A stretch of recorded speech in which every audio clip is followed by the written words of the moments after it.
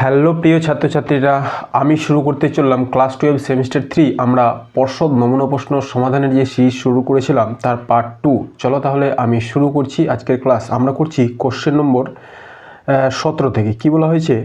প্রদত্ত চিত্রে একটি পোটেনশিওমিটার বর্তনীর গঠন চিত্র দেওয়া আছে। পোটেনশিওমিটার তারের দৈর্ঘ্য 600 সেন্টিমিটার। এ বিন্দু থেকে যে বিন্দুতে পোটেনশিওমিটারের জকে স্পর্শ করলে গ্যালভানোমিটার শূন্য বিক্ষেপ প্রদর্শন করে তার দূরত্ব x প্লাস 0.2 মিটার। এক্সের মান কত হবে? 2, 3, 4, 5। চলো তাহলে আগে আমরা যে ছবিটা দেওয়া আছে সেটা অঙ্কন করি। কি দেওয়া আছে স্যার? এটা হলো আমাদের ব্যাটারি, যার তড়িৎচালক বল নির্ণয় করা হয়েছে। এটা দেওয়া আছে E/2। এইখানে একটা অভ্যন্তরীণ রোধ আর। এটা হচ্ছে সোর্স ব্যাটারি, এর সঙ্গে একটা রোধ আছে, আর এটা হলো আমাদের তার। কেমন? এটা হলো আমাদের তার। এবার এইখানে গ্যালভানোমিটার আছে, আর এর সঙ্গে জ্যাকি এইভাবে স্পর্শ করেছে।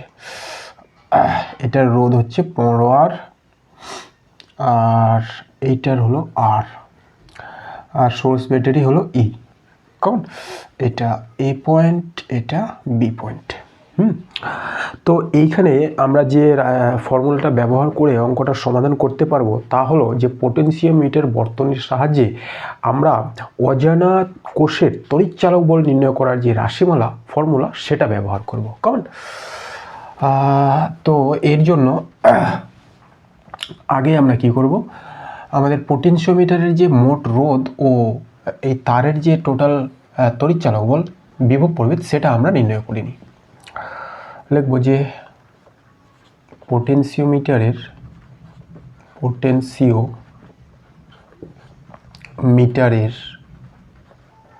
মোট রোধ কত? এটা প্লাস এটা শ্রেণী সমবায় আছে। মোট রোধ 15R প্লাস আর সমান সমান 16R। ওকে, আচ্ছা। এবার তড়িৎচালক বল আমরা জানি ই। তড়িৎচালক বল হলো ই। তাহলে প্রবাহ মাত্রা I ইজিক্যাল টু E/16R। এটা হয়ে গেল প্রবাহ মাত্রা। এবার প্রবাহ মাত্রা বের করার পরে তারের এই যে টোটাল পোটেনশিওমিটারের যে তার বিভব প্রভেদ কত হবে স্যার? VAB বলবো এটাকে। এটা সমান সমান V is equal to IR। I হলো আমাদের এটা E/16R। আর হলো আমাদের এটা ইন্টু 15R। ঠিক আছে? তাহলে আর তো কেটে যাবে, থাকবে 15E/16। এটা গেল আমাদের টোটাল বিভব প্রভেদ। এরপরে এইখানে যে আমাদের একটা অজ্ঞাত কোষ রাখা থাকে, এর তড়িৎচালক বল কিভাবে আমরা পোটেনশিওমিটার বর্তনীর সাহায্যে যখন গ্যালভানোমিটারে কোনো রকম বিক্ষেপ দেখা যায় না সেইখান থেকে নির্ণয় করি। আমরা নির্ণয় করি যে অজ্ঞাত কোষের তড়িৎচালক বল যেটা দেওয়া আছে E/2 ইজিক্যাল টু কী হয় sir? Small L by capital L into তারের টোটাল বিভব প্রভেদ ইন্টু VAB। এইটা ছিল আমাদের ফর্মুলা। ঠিক আছে? হ্যাঁ, এবার আমাদের এই স্মল এল এখানে স্যার কত দেওয়া আছে? এটাকে আমি অন্য কালি দিয়ে উপরে লিখছি। আমাদের যেটা স্মল এল সেটা দেওয়া আছে small L x plus 0.2 meter, এটা দেওয়া আছে। আর আমাদের যে ক্যাপিটাল এল, সেটা দেওয়া আছে, ক্যাপিটাল এল সেটা দেওয়া আছে হচ্ছে 600 সেন্টিমিটার, এটা দেওয়া আছে। এবার আমরা সমাধানটা করতে পারি। আমরা এই এক্সটা বের করব। এক্সটা স্যার কত? ওকে, বা এবার তাহলে বসাই E/2 ইজিক্যাল টু এল মানে এইটা x প্লাস 0.2। দেখো এইখানে মিটার আর সেন্টিমিটারের ব্যাপারটা আছে, তাহলে এটাকে আমরা সেন্টিমিটার করে দিচ্ছি। তাহলে হয়ে গেল এটা 100/600 ইন্টু ভিএবি। এবারে ভিএবি আমরা বের করে রেখেছি না, 15E/16। এটা দিয়ে এটাকে কেটে দেব 6, এর সঙ্গে ই কেটে যাবে, আর 2 দিয়ে এই 6কে কেটে যাবে 3। তাহলে কি থাকছে স্যার, এইখানে থাকলো 1, আর এদিকে আমাদের এটা দিয়ে আরও কেটে যাবে 5।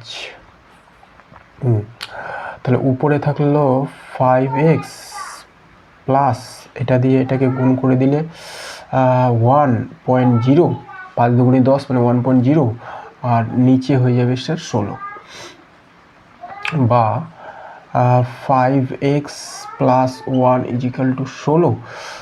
তাহলে 5x is equal to 16 minus 1 is equal to 15।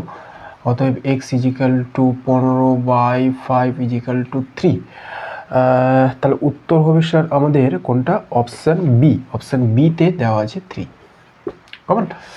এই গেল আমাদের 17 নম্বর অঙ্কের সমাধান। এরপর আমি করছি কোশ্চেন নম্বর 18। কী বলা হয়েছে স্যার, একটি 1000 ওয়াট তড়িৎ ক্ষমতা সম্পন্ন হিটার এমনভাবে প্রস্তুত করা হয়েছে যা 100 ভোল্ট সরবরাহ লাইনে ক্রিয়া করবে। চিত্রে বর্ণিত উপায়ে 10 ওহম ও 8 ওহম দুটি রোধ বর্তনীতে লাগানো হলো। যদি এখন তা 62.5 ওয়াট ক্ষমতা প্রদান করে, আর এর মান ওহম এককে কত হবে? 2, 3, 4, 5। আচ্ছা, এই হলো আমাদের ছবিটি। এটা হচ্ছে হিটার। পরবর্তীকালে এই হিটারের সঙ্গে 10 ওহম ও 8 ওহম রোধ লাগানো হয়েছে, আর এর মান বের করতে হবে। আর আমাদের যে ব্যাটারি সেটা স্যার কত দেওয়া আছে? এটা দেওয়া আছে 100 ভোল্ট। এই হলো আমাদের সার্কিট। এইবার প্রথমত এই অঙ্কটা সমাধান করার জন্য আমরা হিটারের যে প্রাথমিক রোধ ছিল সেটা বের করি। হিটারের ক্ষমতা পি কত দেওয়া আছে স্যার? 1000 ওয়াট। আর কি দেওয়া আছে স্যার? এর যে বিভব প্রভেদ ভি সেটা দেওয়া হচ্ছে 100 ভোল্ট। কমন। এখান থেকে আমরা আর বের করতে পারি। আমরা জানি পি ইজিক্যাল টু কী হয় sir? V square by R. অতএব R equal to V square by P. এবার ভি স্কোয়ার মানে এটা 100 ইন্টু 100 বাই 1000। তাহলে দুটো শূন্য কেটে গেল, এটার সঙ্গে এটা কেটে গেলো, থাকলো 10 ওহম। আমরা হিটারের রোধ বের করলাম, এইচ আর কত? 10 ওহম। এটা বের করা থাকলো, ঠিক আছে। এইবার সেকেন্ড টাইম আমাদের যে সার্কিটটা, এইখানে 10 ওহম রোধ, এখানে আর রোধ, এখানে হিটারের রোধ, ঠিক আছে। আর এইটা গেল আমাদের ব্যাটারি, ঠিক আছে। তাহলে আমরা এইবার এর মান বের করব, এই তো। তো কিভাবে করতে পারি? দেখো যে এই দুটো তো সমান্তরালে যুক্ত, এই দিক থেকে করতে পারি। আর সেকেন্ড টাইম আমাদের অঙ্কে যেটা বলে দেওয়া আছে যে এখন এই দুটো সার্কিট বর্তনীতে যোগ করার পরে হিটারের যে ক্ষমতা, সেটা পাওয়ার যেটা হয়েছে দ্বিতীয় ক্ষেত্রে 62.5 ওয়াট। দ্বিতীয় ক্ষেত্রে ক্ষমতা হয়েছিল স্যার এটা। এবার এই ক্ষমতাটা হিটারের দ্বিতীয় ক্ষেত্রে এই বর্তনীগুলো লাগানোর পরে হয়েছে।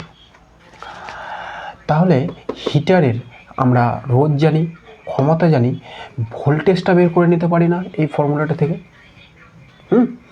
দ্বিতীয় ক্ষেত্রে এবার আমরা চলে যাচ্ছি। প্রথম ক্ষেত্রে আমাদের কমপ্লিট, আমরা রোধ বের করে নিয়েছি, রোধটা তো চেঞ্জ হবে না। এবার আমরা করছি দ্বিতীয় ক্ষেত্রে। দ্বিতীয় ক্ষেত্রে আমরা রোধ এটা, দ্বিতীয় ক্ষেত্রে ক্ষমতা এটা, P equal to V square by R. আমরা ভিটা এবার বের করব, বা V square equal to P R, বা V equal to root over P R. এবার পিটা কত স্যার? এটা 62.5 ইন্টু আর হলো 10। তাহলে এটা গুণ করলে কত হবে? 625 রুট ওভার তুলে দিলে 25 ভোল্ট। এবার এইখানে যে ভোল্টেজটা এটা আমরা পেয়ে গেলাম কত, 25 ভোল্ট। তার মানে আর রোধের মধ্য দিয়েও ভোল্টেজ 25 ভোল্ট থাকবে। এবারে এর একক্রসে ভোল্টেজ আমাদের জানা আছে, আর এর রোধ কত এটাও বের করে রেখেছি 10 ওহম। তাহলে এখানে কারেন্টটা বের করে নিতে পারি না? হ্যাঁ, এখানে কারেন্টটা বের করে নিচ্ছি। এবারে আই কোনটা, আর সরি IH হিটারের মধ্য দিয়ে যে কারেন্ট প্রবাহিত হবে সেটা কত, I = V/R। এটা এদিকে ক্লিয়ার করে দিচ্ছি। এটা দ্বিতীয় ক্ষেত্রে যেটা পাওয়ারটা লেখা ছিল সেটা 62.5 ওয়াট এটা লেখা ছিল। এবার ভিটা কত স্যার, 25, আর আমাদের এটাই থাকবে 10। তাহলে এইখানে কারেন্ট হলো 2.5 এম্পিয়ার। ওকে, আর এখানে কারেন্ট হয়ে গেলো আমাদের 2.5 এম্পিয়ার। এরপরে তাহলে আমাদের টোটাল ভোল্টেজ কত স্যার, 100 ভোল্ট হলো। এখানে ভোল্টেজ কত, 25। তাহলে বাকি ভোল্টেজটাকে কনজিউম করেছে আমাদের এই 10 ভোল্টের যে রোধ সেটা। এইখানে বিভব প্রভেদ আমাদের যদি এটা হয় তাহলে বাকি যে ভোল্টেজ সেটা 100 - 25 = 75 ভোল্ট।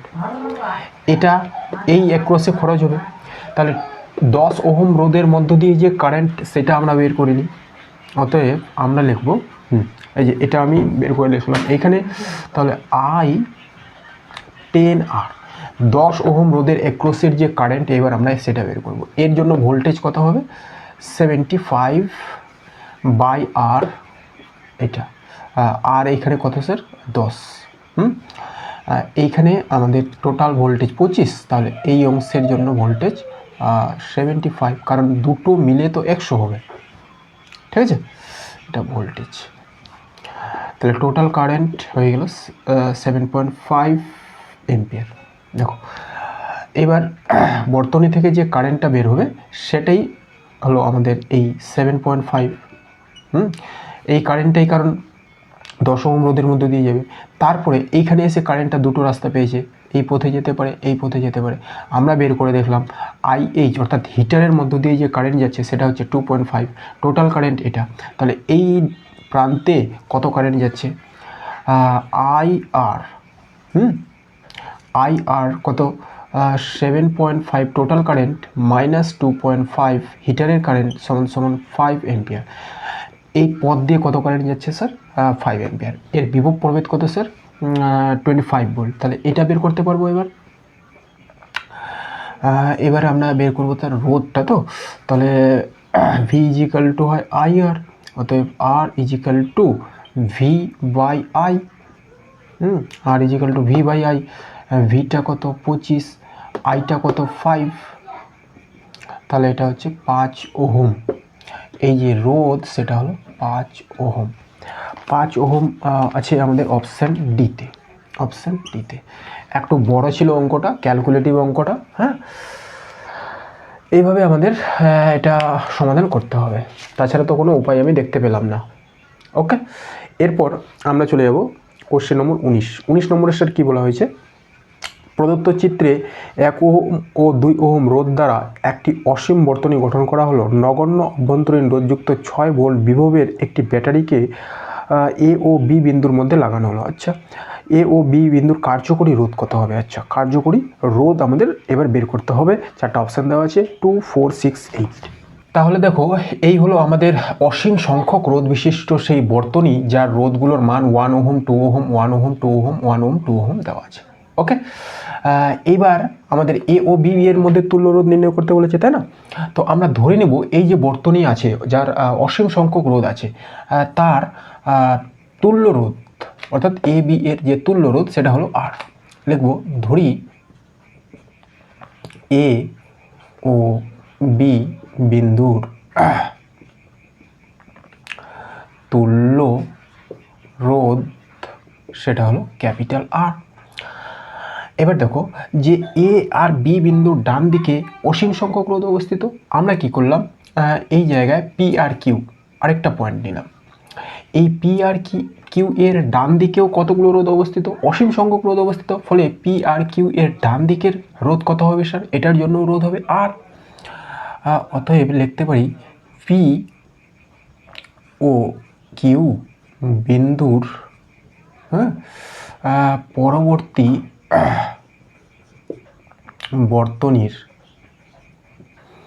তুল্য রোধ এটাও হবে আর।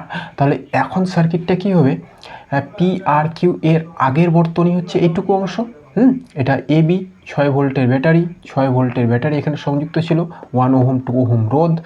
আর পি আর কিউ এর পরবর্তী যে বর্তনীটা এর জন্য এর তুল্য রোধ হয়ে গেল আমাদের আর। এইবার এইটা হলো আমাদের সেই সার্কিট। এখন আমরা এই এ বি এর মধ্যে অরিজিনাল রোধ কত সেটা বের করতে পারবো। তাহলে দেখো এই দুটো সমান্তরালে যুক্ত আর এদের সঙ্গে এটা শ্রেণীতে যুক্ত। তাহলে আমরা এবার নির্ণয় করি তুল্য রোধ। তাহলে লিখবো যে বর্তনীর তুল্য রোধ সেটা হলো আর ইজিক্যাল টু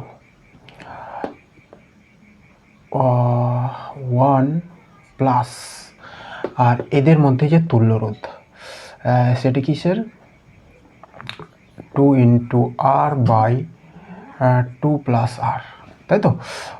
এই দুটো সমান্তরালে যুক্ত, তাহলে এর জন্য তুল্য রোধ এর সঙ্গে এটা সমান্তরালে যুক্ত, শ্রেণীতে যুক্ত, প্লাস এইটার তুল্য রোধ হলো আর।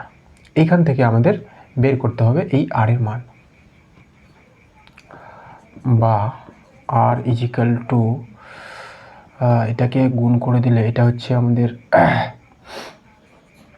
2 plus R plus 2 R by 2 plus R. এরপরে কোনাকুনি গুণ করব, তাহলে 2 R plus R square equal to এইখানে হচ্ছে 2 প্লাস 3 আর। এগুলোকে এদিকে নিয়ে আসবো, তাহলে আর স্কোয়ার প্লাস 2 আর মাইনাস 3 আর মাইনাস 2 ইজিক্যাল টু 0, আর স্কোয়ার মাইনাস আর মাইনাস 2 ইজিক্যাল টু 0। এবার আমরা এটার মধ্যসহগ বিশ্লেষণ করব, তাহলে কি হবে আর স্কোয়ার মাইনাস 2 আর প্লাস আর মাইনাস 2 ইজিক্যাল টু 0। এরপরে আমাদের আর কমন যাবে এখান থেকে, আর মাইনাস 2, আর এখান থেকে 1 কমন যাবে, আর মাইনাস 2 ইজিক্যাল টু 0। তাহলে হয়ে গেল আমাদের কত, আর মাইনাস 2 আর আর প্লাস 1 ইজিক্যাল টু 0। অতএব আর এর মান 2 অথবা মাইনাস 1, মাইনাস 1। এবার রোধ তো মাইনাস 1 হবে না, তাহলে রোধের মান আমরা কোনটা নিব স্যার, 2টা নিব। অতএব তুল্য রোধ আমাদের কত বেরোলো 2। 2 কোন অপশানে আছে স্যার, অতএব তুল্য রোধ আমাদের বেরোবে 2 ওহম। এটা আছে অপশান এতে, অপশান এ। এইগুলো আমাদের এ বি এর মধ্যে যে তুল্য রোধ সেটা হচ্ছে অপশান এ। এরপরে আমি শুরু করলাম কোশ্চেন নম্বর 20। কী বলা হয়েছে স্যার, একটি রূপান্তরক মানে ট্রান্সফরমার 220 ভোল্ট বিভব ইনপুট প্রবাহ করা হলো, আউটপুটে 420 ভোল্ট ও 2 এম্পিয়ার তড়িৎ প্রবাহ সংগৃহীত হলো। আচ্ছা, যদি রূপান্তরকের দক্ষতা 80% হয় তবে রূপান্তরকের প্রাথমিক কুণ্ডলীর দ্বারা এম্পিয়ার এককে তড়িৎ প্রবাহ কত, 2, 4, 5, 6। সর্বপ্রথম দেখো রূপান্তরক অর্থাৎ ট্রান্সফরমারের যে দক্ষতা সেটা দেওয়া হয়েছে 80%, অর্থাৎ আমরা প্রাইমারি কয়েলে যদি 100 ইউনিট 100 ওয়াট ক্ষমতা দিয়ে থাকি, সেকেন্ডারিতে কত পাবো স্যার, সেকেন্ডারিতে পাবো মাত্র 80, কারণ 80% বলা হয়েছে। তো কোশ্চেন নম্বর 20 আমরা লিখব যে প্রশ্নানুযায়ী রূপান্তরকের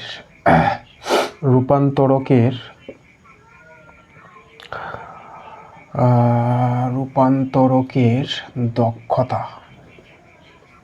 সেটা হলো 80%। অর্থাৎ আমাদের যে পিএস সেকেন্ডারি কয়েলের পাওয়ার সেটা পাবো পিপি প্রাইমারি এর কত স্যার 80/100, 80%। এটার 80% পাবো, মানে 80/100। আচ্ছা, এটাকে এই পারে নিয়ে আসলে কত পাবো? P 100 into PS is equal to 80 into PP. ঠিক আছে। এবার আবার পি সমান আমরা জানি ভিআই, তাহলে এটা ব্যবহার করব 100 ইন্টু আবার পিএস, তার মানে ভিএস আইএস, এটা হচ্ছে সেকেন্ডারি ভোল্টেজ, সেকেন্ডারি কারেন্ট, আর 80 into primary voltage, primary current. Okay, সাধারণত যে ফর্মুলা আমাদের ট্রান্সফরমারের ক্ষেত্রে সেটা হলো VP IP is equal to VS IS. এটা হচ্ছে ফর্মুলা। তাহলে আমরা কোনটা বের করবো স্যার? প্রাইমারির কারেন্টটা বের করতে বলেছে, এটা বের করতে বলেছে। তো আমরা লিখলাম IP is equal to 100/80 VS IS by VP. এবার কি দেওয়া আছে দেখো, যেটা ভিএসআইএস দেওয়া আছে আমাদের 400, আগে এটা লিখি 100/80 ইন্টু ভিএসআইএস কত স্যার? 420, আর আইএসটা হচ্ছে 2 এম্পিয়ার। হ্যাঁ, 2 এম্পিয়ার, আর ভিএসটা হচ্ছে 220 ইনপুট ভোল্টেজ, আউটপুটে 420। এই হলো অঙ্ক। তাহলে দেখো এটা দিয়ে সরাসরি এটাকে কেটে যাবে 2, এই শূন্য কেটে গেল। এইখানে আবার আমরা কাটতে পারি 2 দিয়ে 4, তাহলে এখানে হচ্ছে 5। এই 2 দিয়ে এটাকে কেটে দেবো, 2 হবে। এই 2 দিয়ে এটাকে কেটে দেবো, তাহলে হচ্ছে 5 এম্পিয়ার। তাহলে প্রাইমারি যে প্রবাহ সেটা হবে 5 এম্পিয়ার। এটা হলো অপশান সি। এইভাবে আমরা ট্রান্সফরমারের দক্ষতা ও ভিএসআইএস ইজ ইকুয়াল টু ভিপিআইপি এই সম্পর্ক থেকে এই অঙ্কগুলো করতে পারি। এরপর আমরা চলে যাব সেকশন ই, যেখানে প্রথমত একটা ধারক সংক্রান্ত গল্প দেওয়া হয়েছে। তোমরা এটা গল্পটা পড়ে নিও। আমরা চলে গেলাম একদম কোশ্চেন নম্বর 21-এ। এখানে কি বলা হয়েছে দেখো স্যার, একটি সমান্তরাল পাত ধারকের ধারকত্ব বৃদ্ধি পাবে যদি পাতের ক্ষেত্রফল হ্রাস পায়, পাতদ্বয়ের মধ্যে দূরত্ব বৃদ্ধি পায়, পাতের ক্ষেত্রফল বৃদ্ধি পায়, পরাবৈদ্যুতিক ধ্রুবক হ্রাস পায়। তো আমরা সমান্তরাল পাত ধারকের যে ধারকত্ব তার রাশিমালাটা লিখলেই এটা সমাধান পেয়ে যাব। কোশ্চেন নম্বর কত স্যার? এবার 21। তাহলে আমরা সর্বপ্রথম সমান্তরাল পাত ধারকের যে ধারকত্ব তার রাশিমালাটা লিখছি। C is equal to K epsilon naught alpha by D. এটা ছিল সমান্তরাল পাত ধারকের ধারকত্ব। তাহলে ধারকত্ব এটা বৃদ্ধি পেলে বৃদ্ধি পাবে, আর এটা বৃদ্ধি পেলে হ্রাস পাবে। তার মানে এটা হলো পরাবৈদ্যুতিক ধ্রুবক, এটা হলো মাধ্যমিক তড়িৎ বিদ্যুতা, এটা কি স্যার? এটা হচ্ছে পাতের ক্ষেত্রফল, এটা হচ্ছে পাতদ্বয়ের মধ্যে ব্যবধান। তাহলে ক্ষেত্রফল যখন বৃদ্ধি পাবে তখন সি বৃদ্ধি পাবে। এটা তাহলে কোনটা অপশানের সঙ্গে ম্যাচ করছে? দেখো সি এর সঙ্গে ম্যাচ করবে। এই গেল 21। এরপরে আমরা চলে যাবো কোশ্চেন নম্বর 22। কি বলা হয়েছে স্যার, একটি সমান্তরাল পাত ধারককে দুটি বর্গাকার পাত ব্যবহার করা হয় যাদের মধ্যে সমান ও বিপরীত আধান আছে। উক্ত দুটি পাতে আধানের তলমাত্রিক ঘনত্ব যথাক্রমে প্লাস সিগমা ও মাইনাস সিগমা হলে পাতদ্বয়ের মধ্যবর্তী অঞ্চলে তড়িৎ ক্ষেত্র কত হবে? Sigma by 2 epsilon naught, sigma by epsilon naught, 0 না কোনোটি না। আচ্ছা দেখো, একটা সমান্তরাল বর্গাকার পাত যার আধান ঘনত্ব দেওয়া আছে প্লাস সিগমা ও মাইনাস সিগমা, তার মধ্যবর্তী অঞ্চলের তড়িৎ ক্ষেত্র। তাহলে একটা অসীম দৈর্ঘ্যের যে তার, এই যে অসীম দৈর্ঘ্যের তার, তার যদি আমরা রৈখিক আধান ঘনত্ব জানি, এর জন্য এর যে ইলেকট্রিক ফিল্ড ই, সেটা আমরা কত পেয়েছিলাম স্যার? সেটা আমরা পেয়েছিলাম σ/2ε0। অসীম দৈর্ঘ্যের তারের জন্য যে ইলেকট্রিক ফিল্ড সেটা হচ্ছে σ/2ε0। এবার যদি দুটো তার থাকে, একটাতে প্লাস সিগমা আর একটাতে রৈখিক আধান ঘনত্ব মাইনাস সিগমা থাকে, তাহলে এর মধ্যবর্তী অঞ্চলে আমাদের যে ইলেকট্রিক ফিল্ড সেটা হয়ে যাবে σ/2ε0 প্লাস σ/2ε0। সেই ক্ষেত্রে দুটো যোগ করলে আমরা পাবো শুধু σ/ε0 এর মধ্যবর্তী অঞ্চলে। এই যে আমাদের সমান্তরাল পাত ধারককে আমরা অসীম দৈর্ঘ্যের মনে করে নিয়ে এই জিনিসটার সমাধান করতে পারবো। σ/2ε0 σ/2ε0 করে σ/ε0, এটা হয়ে গেল আমাদের অপশান বি। 22 নম্বর হয়ে গেল। এরপরে আমরা চলে যাবো কোশ্চেন নম্বর 23। কী বলা হয়েছে স্যার? যদি সমান্তরাল পাত বায়ুধারকে 8 সেন্টিমিটার ব্যাসের দুটি বৃত্তাকার চাকতি ব্যবহার করা হয়, তবে পাত দুটিকে কত দূরত্বে রাখলে তার ধারকত্ব 20 সেন্টিমিটার ব্যাসার্ধের একটি গোলকের ধারকত্বের সমান হবে? 9 mm, 4 mm, 8 mm না 2 mm? আচ্ছা, এইখানে তুলনা করতে বলা হয়েছে যে একটা সমান্তরাল পাত বায়ুধারক যার 8 সেমি ব্যাসের বৃত্তাকার চাকতি আছে, তার ধারকত্ব পাত দুটিকে কত দূরত্ব রাখলে তার ধারকত্ব একটা 20 সেন্টিমিটার ব্যাসার্ধের গোলকের ধারকত্বের সমান হবে। এই তো অঙ্কটা। তো এটাকে আমরা সিজিএস পদ্ধতিতে সমাধান করব। আমরা কি জানি স্যার? যে 20 সেন্টিমিটার ব্যাসার্ধের যে গোলকের ধারকত্ব সিজিএস পদ্ধতিতে কি হয়? তার ব্যাসার্ধের সমান। তার মানে 20 সেন্টিমিটার ব্যাসার্ধের আমাদের গোলকের যে ধারকত্ব সেটা কত হবে? 20 স্ট্যাটফারাড। তাহলে আগে আমি এটাই লিখছি যে 20 সেন্টিমিটার ব্যাসার্ধের গোলকের ধারকত্ব সেটা হবে 20 স্ট্যাটফারাড। সিজিএস পদ্ধতিতে গোলকের ধারকত্ব তার ব্যাসার্ধের সমান। একটা তো কমপ্লিট হলো। এইবার আমাদের সমান্তরাল পাত ধারকে আসতে হবে। আমরা সমান্তরাল পাত ধারকের ক্ষেত্রে ধারকত্ব কি জানি? C=2, আমরা এটা বায়ু মাধ্যমেই করে নেব। তাহলে কি হচ্ছে? ε0 আলফা। আচ্ছা, ε0 আলফা বাই ডি। কে তো 1 বায়ু মাধ্যমের জন্য, তাহলে এটা লিখলাম না। এবার সিজিএস পদ্ধতিতে এই ε0 ভ্যালু আমাদের কত পুট করতে হবে? সেটা হলো 1/4 আলফা বাই ডি। তাহলে সিজিএস পদ্ধতিতে ধারকের ধারকত্ব হয়ে গেল বায়ু মাধ্যমে α/4πd। ওকে, হ্যাঁ।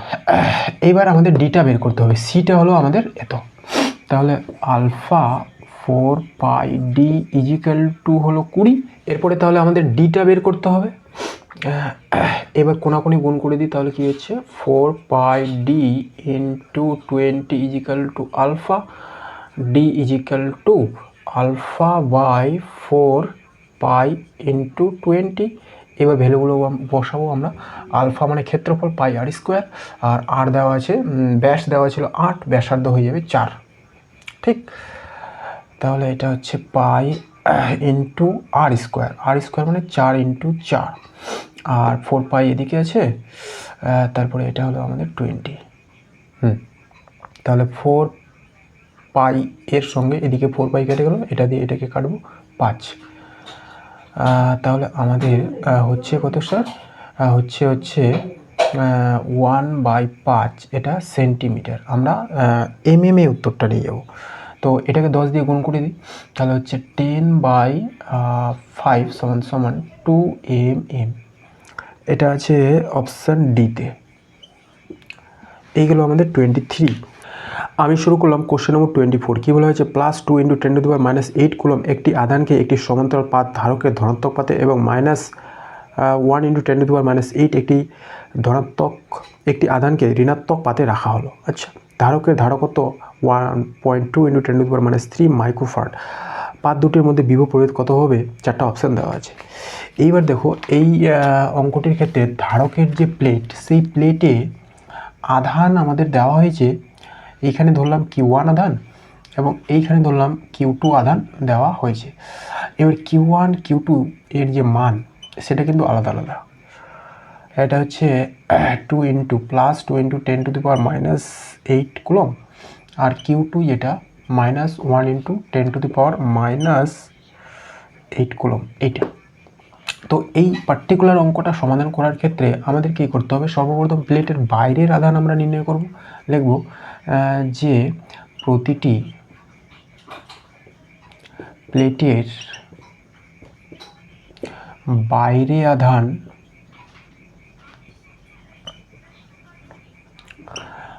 দেখো এটা কি হবে? Q1 প্লাস Q2/2 এবং প্রথম প্লেটের যে ভিতরে আধান সেটা এবার নির্ণয় করব। প্রথম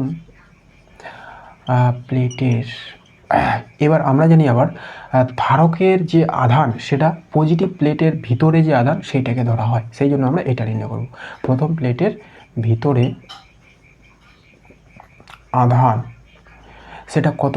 Q1 আমরা দিয়েছিলাম, আর মাইনাস হচ্ছে এটা।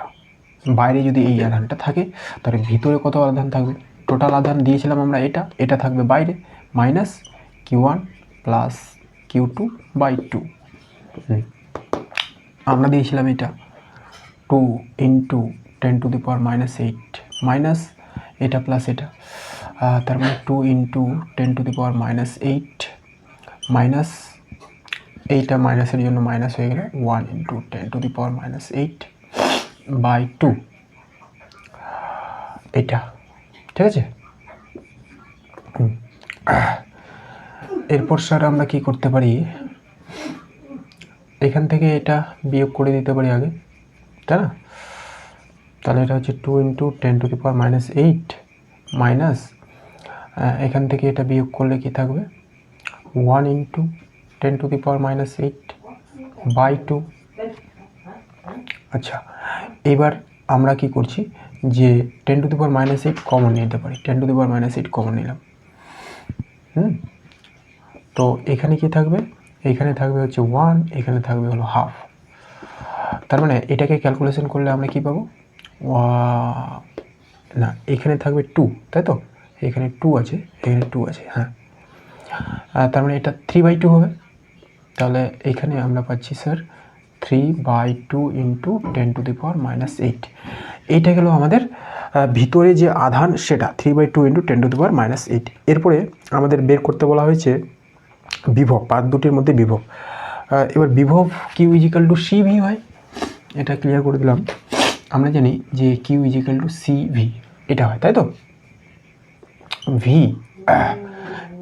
= QY। Q হলো আমাদের এটা, এখানে বসেছি 3/2 ইন্টু 10⁻⁸। আর C আমাদের দেওয়া আছে, তাই না? 1.2 ইন্টু 10⁻3, 1.2 ইন্টু 10⁻³ মাইক্রোফ্যারাড দেওয়া ছিল, এটা ফ্যারাডে করে নেব, তাহলে 10⁻⁶। এরপরে তাহলে আমি লিখছি 3 ইন্টু 10⁻⁸/2 ইন্টু 1.2, আর এই দুটোকে একসঙ্গে করলে 10⁻⁹, এই তো। এরপর কি থাকছে দেখো, এটা তো উপরে চলে যাবে, আর এটা 3 গুণ করলে 12 × 24, 2.4 ইন্টু 10, এটা দিয়ে গুণ করে দিলে 30। 30কে আমরা 2.4 দিয়ে ভাগ করব, মোটামুটি কত পেতে পারি? এটা 2.5 তো, তাহলে এটা 12.5 পাবো, 12.5 এত ভোল্ট, ঠিক আছে। 30কে যদি আমরা শুধু 2 দিয়ে ভাগ করতাম তাহলে 15 পেতাম, কিন্তু 2.4 দিয়ে ভাগ করেছি তাহলে 12.4 পাবো। নাহলে ভাগ করে দেখে নেবো, একটা সিম্পল ভাগ। ওকে, তাহলে এইটা হলো আমাদের অপশান সি। এই গেল আমাদের কত নম্বর? এটা 24, তাই তো? 24 24 নম্বর অঙ্কের সমাধান। এরপর আমি শুরু করলাম কোশ্চেন নম্বর 25। কী বলা হয়েছে স্যার? একটি পরাবৈদ্যুতিক মাধ্যমকে একটি সমান্তরাল পাত ধারকের দুটি পাতের মধ্যে চিত্রে প্রদর্শিত উপায়ে রাখা হলো বৈদ্যুতিক মাধ্যমে পরাবৈদ্যুতিক ধ্রুবক কে। যদি প্রাথমিক ধারকত্ব সি হয় তবে নতুন ধারকত্ব কত হবে? চারটা অপশান দেওয়া আছে, K C, k plus one C, C k plus 1/2, কে মাইনাস 1 সি। আচ্ছা, তাহলে কিভাবে আমাদের ধারকের মধ্যে পরাবৈদ্যুতিক ধ্রুবকটি রাখা আছে সেটার চিত্রটা দেওয়া আছে, যে ক্ষেত্রফলের অর্ধেক অংশ জুড়ে আমাদের সেই পরাবৈদ্যুতিক মাধ্যমটি প্রবেশ করানো আছে, যার পরাবৈদ্যুতিক ধ্রুবক কত? কে। এটা হচ্ছে কে পরাবৈদ্যুতিক মাধ্যম। এইখানে আমাদের সেটা রাখা হয়েছে, এটার কত এরিয়া জুড়ে আছে? a/2। এখানে বায়ু মাধ্যম আছে আর দূরত্বটা হলো ডি। তাহলে এই দুটো ধারক, অর্থাৎ এটা ধারকের পজিটিভ প্লেট, এটা নেগেটিভ প্লেট, তাহলে ধারক দুটো একই বিভব প্রভেদের মধ্যে যুক্ত না? এটা পজিটিভ প্লেট, এটা নেগেটিভ প্লেট, দুটোই হচ্ছে একই বিভব প্রভেদের মধ্যে যুক্ত। তাহলে আমরা বলতে পারি এই যে ধারক দুটো হবে, এটা একটা ধারক, এটা একটা ধারক, তাহলে এটা হবে সমান্তরাল সমবায়। এবং এটাকে যদি আমরা সোজা করে দিই, এইভাবে করে দিই, তাহলে এইটুকু অংশে দেখো আমাদের এই ধারকটা আছে, এটা হলো কে পরাবৈদ্যুতিক মাধ্যম বিশিষ্ট ধারক, আর এখানে বায়ু মাধ্যম আছে, ঠিক আছে? তাহলে এটা হচ্ছে আমাদের পজিটিভ প্লেট, এটা নেগেটিভ প্লেট, এটা পজিটিভ প্লেট, এটা নেগেটিভ প্লেট, বুঝা গেছে? তাহলে এই ধারকটা সমান্তরাল সমবায় আছে। কোশ্চেন নম্বর আমাদের এটা হচ্ছে 25। এবার তাহলে কীভাবে সেটা সমাধান করব? আমরা ধারকের যে ধারকত্ব এইটুকু অংশের জন্য, এইটুকু অংশের জন্য আলাদা আলাদাভাবে লিখবো। এটাকে ধরে নেব C1, এটাকে ধরে নেব C2। C1টা কত হবে স্যার? একটা সমান্তরাল পাত ধারকের যে ধারকত্ব সেটা কি হয়? বায়ু মাধ্যম থাকলে ε0 a/2, আর দূরত্বটা তো একই ডি। এবং C2 কি হবে? C2 যেখানে কে পরাবৈদ্যুতিক বিশিষ্ট মাধ্যম আছে, তাহলে এটা হবে কে ε0 a/2d। এরপরে স্যার কী করব? এই দুটো যোগ করব, অতএব সি ড্যাশ লিখছি, এটাকে তুল্য ধারকত্ব ε0 C1 প্লাস C2 লিখলাম আগে, আর এগুলো বসাবো, তাহলে হচ্ছে ε0 a/2 প্লাস কে ε0 a/2d। এখান থেকে আমরা কি কমন নিতে পারি স্যার? ε0 a/2d, এটা তো কমন চলে যাবে, তাহলে কে প্লাস 1 থেকে যাবে। এরপরে দেখো আমাদের প্রথমে যে ধারকত্ব সেটা সি দেওয়া ছিল, এবার সিটা কত স্যার? যখন শুধু ধারকটাতে বায়ু মাধ্যম ছিল সেই ক্ষেত্রে ধারকের ধারকত্ব কী হবে? আর পুরো এরিয়া জুড়ে বায়ুটা ছিল, তাহলে সেটা হবে আমাদের ε0 a/d। সি মানে তাহলে ε0 a/d। এবার ε0 a/d এখানে আছে না, তাহলে এটা বসাবো আমরা c/2। ওকে, c/2 c/2 কে প্লাস 1। এবার উত্তরটা কিভাবে দেওয়া আছে? Option C. হ্যাঁ, তাহলে এটা এইভাবে লিখছি, সি কে প্লাস 1/2, এটা হলো অপশান সি কমন। এরপর চলে যাবো আমরা কোশ্চেন নম্বর 26। এখানে আবার একটা গল্প দেওয়া আছে, বায়ু-স্যাভার্টের গল্প। বায়ু-স্যাভার্ট সূত্র যে, তার একটা গল্প দেওয়া আছে। আমরা একবারে অঙ্কতে চলে গেলাম। কি বলা হয়েছে স্যার? একটি পরিবাহীর মধ্য দিয়ে পরিবাহীর দৈর্ঘ্য বরাবর তড়িৎ প্রবাহিত হলে সেই পরিবাহীর ক্ষুদ্র দৈর্ঘ্য ডেল এর জন্য তার থেকে আর দূরত্বে উৎপন্ন চৌম্বকীয় ডেল বি এর দিক হয়। আচ্ছা, ডাইরেকশনটা জিজ্ঞাসা করা হয়েছে। উক্ত বিন্দুর অবস্থান ভেক্টর আর বরাবর, তড়িৎবাহী তারের দৈর্ঘ্য ডেল এল বরাবর, ডেল এল ও আর ভেক্টরের সঙ্গে লম্ব বরাবর, কেবলমাত্র ডেল এল এর সঙ্গে লম্ব বরাবর। তো আমরা যে বায়ু-স্যাভার্ট সূত্রের জন্য রাশিমালাটা প্রতিষ্ঠা করে থাকি, সেই ক্ষেত্রে ডাইরেকশনটাও নির্ণয় করে থাকি, তাই না? তো আবার আমি ছবিটা অঙ্কন করে সেটা দেখানোর চেষ্টা করছি। দেখো, এই ছিল আমাদের একটা তড়িৎ পরিবাহী তার, এর মধ্য দিয়ে আই কারেন্ট প্রবাহিত হচ্ছে। এবার বায়ু-স্যাভার্ট সূত্র প্রতিষ্ঠা করার জন্য আমরা এখানে একটা ক্ষুদ্র অংশ কল্পনা করি, ডেল এল এর এরিয়া ভেক্টর হলো এটা। এখান থেকে আর দূরত্বে আমরা ম্যাগনেটিক ফিল্ড নির্ণয় করব পি বিন্দুতে। এটা হচ্ছে আমাদের অবস্থান ভেক্টর। তো এইখানে যে চুম্বক ক্ষেত্রটা আমরা পাই, ডেল বি এর যে রাশিমালাটা আমাদের ছিল, del B equal to mu naught by 4 pi I del L sine theta by R square, এটা। এবার এটাকে যদি ভেক্টর রূপে লিখি তাহলে আমরা কি পেতাম, mu naught by 4 pi I del L cross R U, আইটা তো আমাদের স্কেলার রাশি, তাই অবস্থান ভেক্টরের সঙ্গে আমাদের এই ক্রস প্রোডাক্টটা করতে হবে, এটা হলো আর স্কোয়ার। ওকে, আর এটাকে যদি ভেক্টর রূপে লিখি তাহলে কী হবে, এটা যদি আর ক্যাপটাকে ইউনিট ভেক্টর না লিখে যদি ভেক্টর রূপে লিখি তাহলে আমাদের এরকম আসতো, আই ডেল এল, এটা vector cross R vector by R cube, এটা। তাহলে দেখো del L cross R, del L cross R cross প্রোডাক্টের যে রেজাল্ট সেটা ডেল এল থেকে আর এর দিকে যদি আমরা একটা স্ক্রু ঘুরাই তাহলে কোন দিকে প্রবেশ করবে, দেখো ডেল এল থেকে আর ভিতরের দিকে প্রবেশ করবে, তাই না। ডেল এল থেকে আর এর দিকে যদি আমরা একটা ডান পাকের স্ক্রুকে ঘুরাই তাহলে ভিতরের দিকে প্রবেশ করবে। সেই ক্ষেত্রে যে এর ডাইরেকশন ডেল এল ক্রস আর সেটা হবে এটার উপরেও লম্ব, এটার উপরেও লম্ব, এটা হয় আমাদের অপশন সি। ঠিক আছে, ডেল এল ও আর উভয়ের উপর লম্ব। ডেল বি যেটা পাবো, ডেল বি হলো ডেল এল ও আর উভয়ের উপর লম্ব। ওকে, তারপরে চলে যাবো আমরা 27। এখানে কি বলা হয়েছে স্যার, এল দৈর্ঘ্যের একটি সরলরেখা তড়িৎ তারের জন্য তারটি লম্ব সমদ্বিখণ্ডকের উপর আর দূরত্বে, যেখানে আর আর গ্রেটার দেন এল, চৌম্বক ক্ষেত্রে কি হয়, 1/r এর সঙ্গে হ্রাস পায়, 1/r স্কোয়ারের সঙ্গে হ্রাস পায়, 1/r কিউবের সঙ্গে হ্রাস পায়, আর যখন আর ইনফিনিটি তখন অসীম মানের দিকে অগ্রসর হয়। আচ্ছা দেখো, এল দৈর্ঘ্যের সরলরৈখিক তারের জন্য লম্ব সমদ্বিখণ্ডকের উপর এল দৈর্ঘ্যের যে তার সেটাকে আমরা সসীম দৈর্ঘ্যের মনে করতে পারি, তাই না। তাহলে লম্ব সমদ্বিখণ্ডকের উপর আর দূরত্বে চৌম্বক ক্ষেত্রের যে রাশিমালা সেটা কি ছিল, বাইশাবার সূত্রের এবার অ্যাপ্লিকেশনে যখন আমরা চলে যাব তখন দেখতে পারবো 27 যে এল দৈর্ঘ্যের একটা সসীম যদি তার হয়, এল দৈর্ঘ্যের সসীম যদি তার হয়, সসীম তার জন্য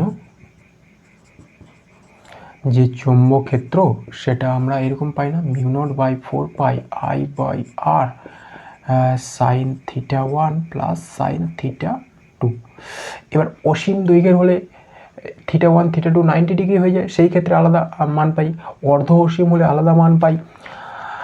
তো এর জন্য আমরা দেখতে পাচ্ছি আমাদের যে বি সেটা কার সমানুপাতি, বি সমানুপাতি 1/r।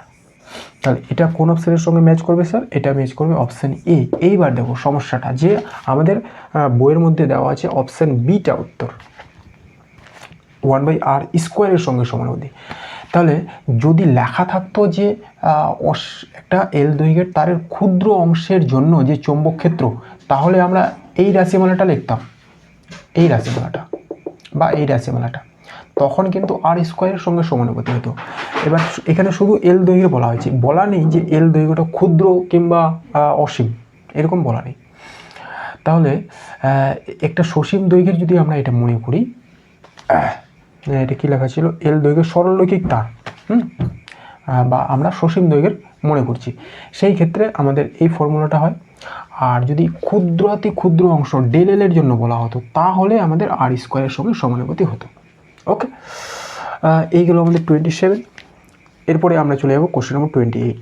কী বলা হয়েছে, দুটি দীর্ঘ সরলরৈখিক পরিবাহীকে পরস্পর সমান্তরালে রাখা হলো, প্রত্যেকটির মধ্য দিয়ে আই তড়িৎ প্রবাহ একই দিকে প্রবাহিত হচ্ছে, তার দুটির মধ্যে ব্যবধান দেওয়া আছে 2r, তাদের মধ্যবিন্দুতে চৌম্বক ক্ষেত্র হবে mu naught I by 2r, mu naught I by R 4, mu naught I by R 0 এবং mu naught I by 2r। আচ্ছা, দুটি সরলরৈখিক তারের যাদের কারেন্ট একই দিকে প্রবাহিত হচ্ছে, মধ্যবিন্দুতে চৌম্বক প্রবাহ, এটাও কিন্তু কনসেপচুয়াল অঙ্ক, কোনো ক্যালকুলেশন নেই, শুধুমাত্র আমরা ডাইরেকশনটার কথা ভাবব। কোশ্চেন নম্বর 28 কী বলা হয়েছে দেখো, যে এই একটা তার, এই একটা তার, এদের ব্যবধান কত স্যার? ব্যবধান হলো 2r, মধ্যবিন্দু হলো ও, তাহলে এই অংশটা আর, এই অংশটা আর, এদের মধ্য দিয়ে কারেন্ট প্রবাহিত হচ্ছে কত? আই। হ্যাঁ, একই দিকে প্রবাহিত হচ্ছে, তাই না? একই দিকে প্রবাহিত হচ্ছে। তাহলে দেখো যে এইখানে যে চৌম্বক ক্ষেত্রের ডাইরেকশন হবে সেটা আমরা ডান হাতের মুষ্টি নিয়ম ব্যবহার করে বের করতে পারবো, তাই না? তাহলে সেই ডাইরেকশনগুলো কী হবে স্যার? এই তারের জন্য এখানে চৌম্বক ক্ষেত্রের যে ডাইরেকশন সেটা কোন দিকে হবে স্যার? ভিতরের দিকে। তাহলে এইখানে হলো ভিতরের দিকে। এবার এই তারের জন্য কোন দিকে হবে? এই তারের জন্য এইখানে বের করবো ডাইরেকশনটা। তাহলে এই তারের জন্য দেখো বের হবে বাইরের দিকে, তাহলে একটা ডাইরেকশন ভিতরের দিকে, একটা ডাইরেকশন বাইরের দিকে, আর দুটো তারের মধ্যে কারেন্ট সমান, আমরা দূরত্বটা সমান পাচ্ছি। এখান থেকে আর দূরত্বে, এখান থেকেও আর দূরত্বে চৌম্বক ক্ষেত্র নির্ণয় করবো। সেই ক্ষেত্রে টোটাল নেট যে ম্যাগনেটিক ফিল্ড সেটা আমরা কত পেয়ে যাবো স্যার? 0 হয়ে গেল অ্যান্সার। তাহলে এটা হবে অপশান সি, 28 নম্বর অপশান সি। এরপর আমি চলে গেলাম কোশ্চেন নম্বর 30। কী বলা হয়েছে স্যার? প্রদত্ত তড়িৎবাহী সংস্থায় ও বিন্দুতে উৎপন্ন চৌম্বক ক্ষেত্র হবে। আচ্ছা, একটা চিত্র দেওয়া আছে, দেখো এই হলো আমাদের চিত্র। এই চিত্রে বলা হয়েছে এই যে ও বিন্দু, হ্যাঁ, মধ্যবিন্দু ও, সেইখানে চৌম্বক ক্ষেত্র নির্ণয় করতে হবে। তাহলে তারের এইটুকু অংশের মধ্য দিয়ে যে কারেন্ট প্রবাহিত হচ্ছে এর জন্য এখানে চৌম্বক ক্ষেত্র একটা পাবো, এই অর্ধবৃত্তাকার অংশের জন্য পাবো, আবার এই দিককার অংশটার জন্য পাবো। তো আমরা কোশ্চেন নম্বর 30 লিখলাম যে ও বিন্দুতে চৌম্বক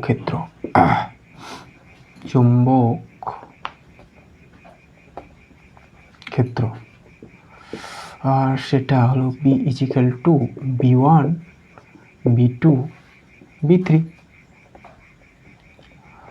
এবার B1টা কত স্যার? এটা একটা অর্ধঅসীম তার, অর্ধঅসীম তারের জন্য চৌম্বক ক্ষেত্র ও বিন্দুতে কত হয়? সেটা হয় μ0/4π, সেটা হয় I/r, তাই না? আর এখানে ব্যাসার্ধটা ক্যাপিটাল আর দেওয়া আছে, তাহলে আমরা এটাকে ক্যাপিটাল আর করে দিচ্ছি। আচ্ছা, প্লাস B2টা কোনটা স্যার? এটা একটা অর্ধবৃত্তাকার অংশ, অর্ধবৃত্তাকার অংশের জন্য এখানে চৌম্বক ক্ষেত্র কত পাবো? হাফ ইন্টু, আর বৃত্তের জন্য কত হয় স্যার? μ0I/2r। এটা এখানেও ক্যাপিটাল আর লিখতে হবে এটা। আচ্ছা, তারপরে ও বিন্দুটা এই তৃতীয় যে তারের তৃতীয় অংশ, এইটুকু অংশের কিন্তু অক্ষের উপরে অবস্থিত। এবার আমরা জানি তারের অক্ষের উপর যদি বিন্দুটা অবস্থিত হয় সেক্ষেত্রে চৌম্বক ক্ষেত্র 0 হবে। তাহলে শুধুমাত্র এই দুটো অংশের জন্য পাবো। এবারে কি হচ্ছে দেখো, μ0I/4πr প্লাস এখানেও μ0I/4r,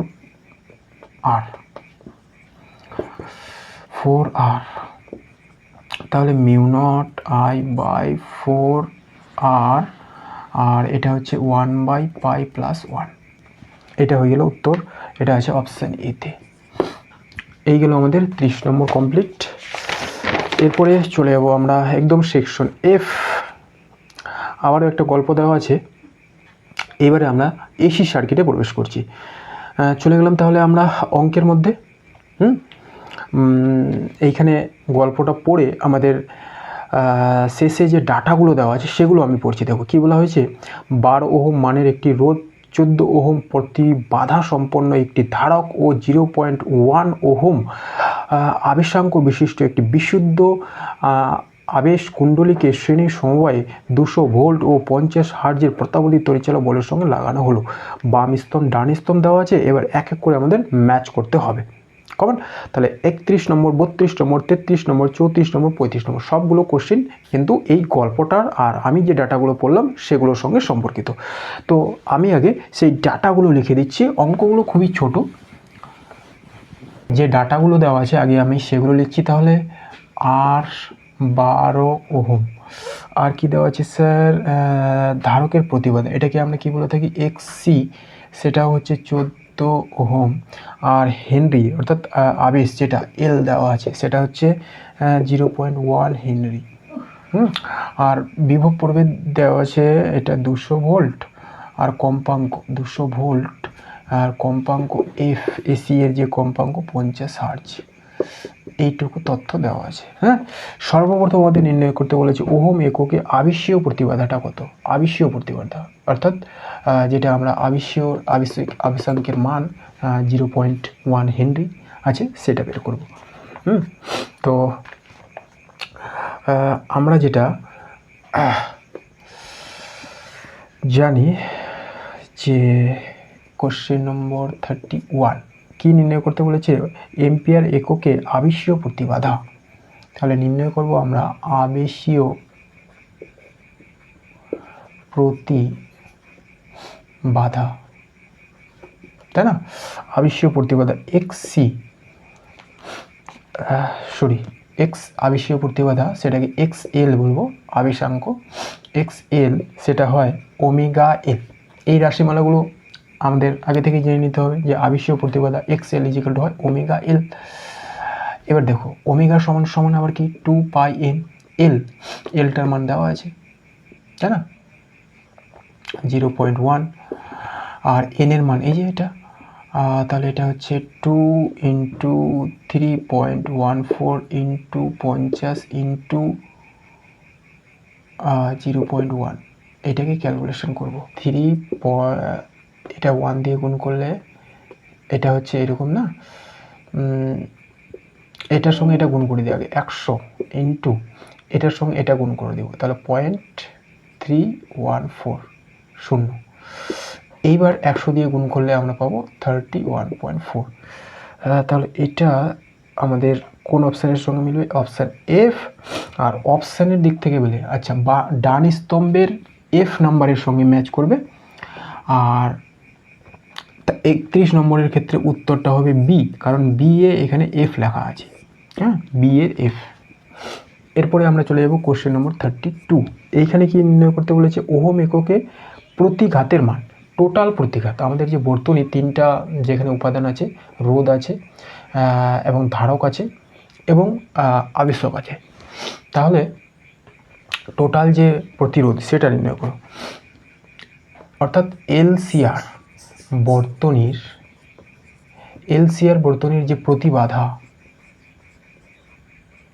তার ফর্মুলা এবার ব্যবহার করব। জেড এটা সমান সমান কি হয়েছে sir? √r² minus r² plus omega L minus 1/ωc তার স্কোয়ার। অর্থাৎ এটাকে আমরা শর্ট ফর্মে এইভাবে বলতে পারি √r² প্লাস ওমেগা এল, অর্থাৎ এটা XL, আর 1/ωc এই যে XC, যেটা XC এর স্কোয়ার। এটা হচ্ছে আমাদের এলসিআর বর্তনীর যে প্রতিবাধা, রোধের রাশিমালা। এবার সব রাশিগুলো আমরা বের করেই নিয়েছি অলরেডি, ক্যালকুলেশন শুধু করতে হবে। আর কত স্যার? 12। তাহলে 12 এর স্কোয়ার প্লাস ওমেগা এল আমরা যেটা বের করলাম এটা 31.4 মাইনাস 1/ωc যেটা XC যেটা দেওয়া আছে, 14 দেওয়াই আছে এটা। হ্যাঁ, আলাদা করে আমাদের বের করতে হবে না, এর উপরে স্কোয়ার। তারপরে 12 এর স্কোয়ার করলে 144 মাইনাস এটা বিয়োগ করে স্কোয়ার করব। সেই ক্ষেত্রে 17.4 হয় এবং স্কোয়ার করলে প্রায় 302। স্কোয়ার করলে এটা প্লাস হবে, তো 302 সমান। আচ্ছা,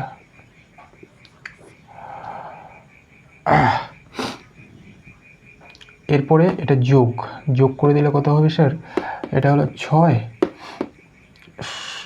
4 446। এবার 446-এর বর্গমূল সেটা হয় আমাদের 21। 21-এর তো 441, তাহলে 21.1 এটা আছে ই নম্বরে, বাম পক্ষের ই নাম্বারের সঙ্গে।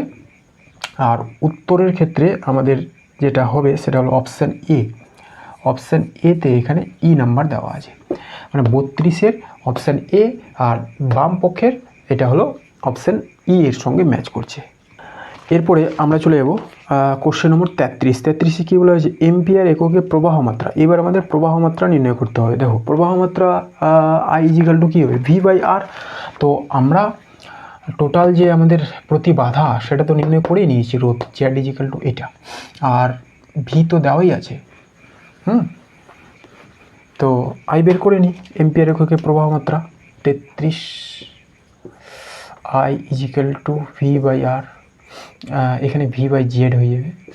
তাহলে ভি হলো আমাদের 200, এটা হলো 21.1, ক্যালকুলেশন করব তাহলে পেয়ে যাব 9.47, এটা হচ্ছে সি, আর 33 নম্বরে এটা সিতেই আছে, সিতে সি আছে, তাই এটা হলো আমাদের 33। এরপরে আমরা চলে যাবো 34। 34-এ কী বলা হয়েছে স্যার? তড়িৎ প্রবাহ ও বিভব প্রভেদের মধ্যে দশার পার্থক্য। আচ্ছা, এবার আমাদের ফাইটা বের করতে হবে। ফাই সমান সমান কী হয়? দশা পার্থক্য। ফাই ইজিক্যাল টু হয় 10 inverse omega L minus 1 by omega C by R, এটা হলো আমাদের ফাই। অতএব ফাই ইজিক্যাল টু 10 ইনভার্স, রাশিমালাগুলো আমরা বসাবো, সবগুলো নির্ণয় করা আছে আমাদের। 31.4 মাইনাস 14/12, এটাকে ক্যালকুলেশন করলে আমরা পেয়ে যাব 10 টু দি পাওয়ার মাইনাস 17.4/12 সমান সমান 10 ইনভার্স 1.45। আর হ্যাঁ, আচ্ছা, এভাবে উত্তরটা দেওয়া আছে। তাহলে এটা হবে আমাদের বি এর বি, 34-এর বি এর বি। ওকে, এরপরে আমরা চলে গেলাম লাস্ট অঙ্ক। এখানে বলা হয়েছে যে ভিএল ও ভিসি এর মধ্যে কি সম্পর্ক আছে। ঠিক আছে, ভিএল ও ভিসি এর মধ্যে আমাদের সম্পর্কটা বের করতে হবে। তাহলে দেখো যে আমরা যখন দেখলাম এই যে এক্সি আর এক্সেল যেটা বের করলাম, এটা তো এক্সি আর এটা এক্সেল, একটা 31.4 আর একটা 14। আমাদের আগে এখানে লিখছি এক্সি কত আছে স্যার? 14 ওহম, আর এক্সেল কত আছে? এটা এক্সেল, এটা এক্সেল কত? 31.4 ওহম। তাহলে এখান থেকে দেখতে পাচ্ছি যে এক্সেল গ্রেটার দেন এক্সি, তাই না? অতএব এক্সএল প্রতি বাধা যদি বেশি হয়, ভোল্টেজটাও বেশি হবে। ভিএল গ্রেটার দেন কী হবে? ভিসি, ভিসি এটাই করতে বলেছে। ভিএল আমাদের গ্রেটার দেন ভিসি হবে। তাহলে এখানে হবে আমাদের অপশান ডি এর ডি। কারণ এটা গেল 35। তাহলে ঠিক আছে বন্ধুরা, আমাদের এই নমুনা প্রশ্নপত্র সমাধান কমপ্লিট হয়ে গেল। এরপরে আমরা এরপরে আমরা যে মডেল প্র্যাকটিস সেট 1 দেওয়া আছে সেখান থেকে শুরু করব। ধন্যবাদ।